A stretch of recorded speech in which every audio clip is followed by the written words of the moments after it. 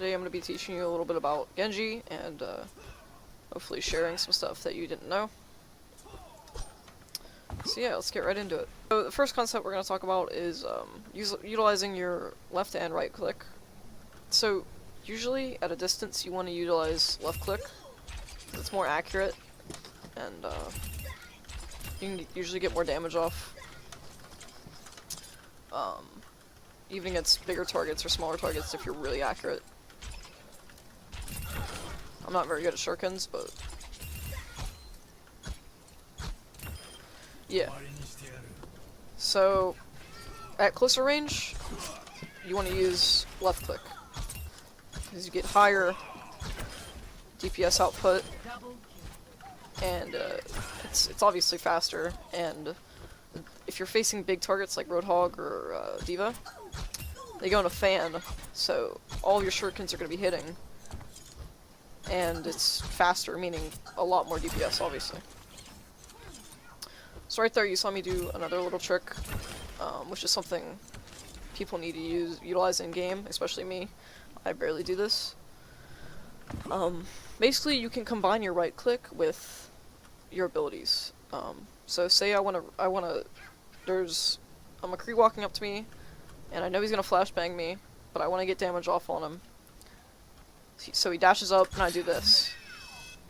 So basically what I did is, you just want to right-click really quickly, and then deflect. So, just like that. You can use this with your left click as well, but it's not as good. With the left click, you're only going to get like one shuriken off, as you can see. What else? So, that's pretty much it. You can also utilize your right click with your dash, like that. And you can also do the same thing with the left click, but obviously the right click's better, so that's what you want to do. So the next thing we're going to talk about is your dash. So your dash resets on elimination, so even if you don't get the kill, if you do enough damage, you will get the reset. So as you can see, it reset right there after I killed him with my dash. So you can do crazy combos with this. You can do boom, boom, boom. That's 3 dashes, and you can just keep going. Technically, under perfect circumstances, you could get a 6k just using your dash, which is pretty crazy. So like I said, it's really useful for finishing off kills, just like that, and then you can dash into another target. But yeah, the dash is really effective. There's a method called ghost dashing, I think it's called ghost dashing, where you use your dash, and then your dash automatically it resets, and then you want to dash right back. So I'll try to demonstrate this here. So that's what it'll look like. The second animation won't even play out, and it'll just it'll look like you did your dash twice. I'll slow that down. So, yeah, that's the ghost dash. Useful for like Dragonblading. I think I mean I guess you could Dragonblade with it. But that's pretty much it. Another tip that I want to put in for dash is I see a lot of people dash straight through their enemy and then they look back. So instead of doing that, you want to dash at their feet. So, you want to do this because it'll take you less time to react and look back at them. So dash at their feet. And you won't have to look back. And, yeah. Next we're going to be going over deflect. Obviously deflect, you can do that. Deflect is really, really powerful if you know how to use it. You can deflect things like sleep dart, increase flashbang, which is really funny. You can deflect a full powered shot from Widow and one-shot her. You can deflect Graviton Surge, Pharah's ult, what else? Obviously deflect Bastion back into himself, that's a big counter. You can deflect Tracer shots back into her, that's a big counter. You can deflect hook, and what else? Oh, and when Reinhardt hits you with this hammer, you can deflect that, and you won't take damage from it, which is kind of weird. So the last thing I want to go over before we talk about Dragonblade, his ultimate, is double jump, his passive. And basically, you always want to be double jumping because it makes it harder for people to hit you. And yeah, basically anytime you're not trying to focus on something, you just want to be double jumping. So when I say focus on something, I mean like trying to reflect something big. You know, you don't want to be double jumping. And yeah, just always be using your double jump. And also, you can climb walls. So this is big. So something you also want to utilize a lot is your wall climbing. Just use it to get an advantage on people, use it to get height, because the higher up you are, the harder it is for them to hit you. So, now we're going to talk about Dragonblade. Dragonblade is basically Genji's blade. You can see it right there on his back. So, you get, I think it's 6, isn't it 6 seconds? So you get 6 seconds of this crazy, insane melee weapon where you take it out, you get 6 seconds to swing around with it. I think it's about 6 swings as well. And I'm pretty sure it does, what, 150 damage? 100 damage? I'll link a chart in the description for his damage with blade and like Nanoboost and all that kind of stuff. Because I feel like that's important. But yeah, you just take out your blade and go swing it around on people, and you can still use all your abilities while in blade. So you can use, you can obviously wall climb and double jump, but you can use your dash and your reflect. A lot of Genjis don't utilize their reflect while in Dragonblade. And this can be big if, say, you're about to get hooked while you're in Dragonblade, or you're about to get flashbanged by McCree. So you pull your Dragonblade out, you just deflect it, so you can stay in your Dragonblade, you don't lose time.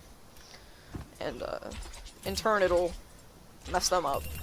While I was editing this, I have 0 IQ. So we're talking about Dragonblade, and you have 7 slashes, but I say you can use all your abilities, but if you use deflect, you only get 6 slashes. So I just wanted to add that in there. I thought that might cause some confusion, so yeah, I hope you enjoy the rest of the video. Thank you. The only thing you can't use is your shurikens. A common thing for Genjis to do is they'll be in a fight, and they'll dash straight up, and then they'll blade, because they can look down and they get a view of where everyone is. Usually I don't do that unless I'm trying to win a point really quickly. Usually you want to sneak into their backline and understand where everyone is, and then blade, because it gives you a much better understanding. But you can also just go like that, and then you want to come down and be blading. So,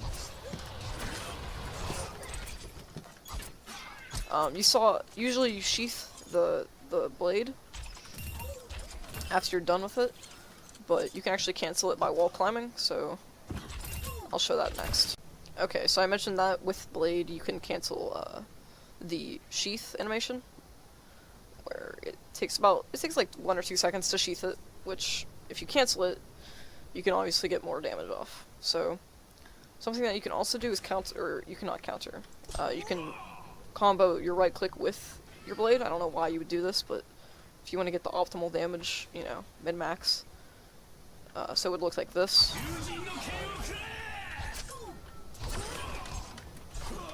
And then you see he sheaths it, you just run up the wall, and it cancels it, and you can start doing your shurikens.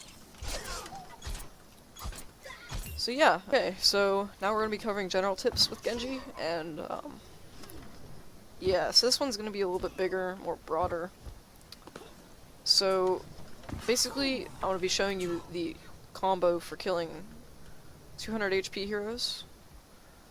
So what you want to do is throw 3 shurikens right at their face, and then dash, So this is the fastest way to kill a 200 HP hero.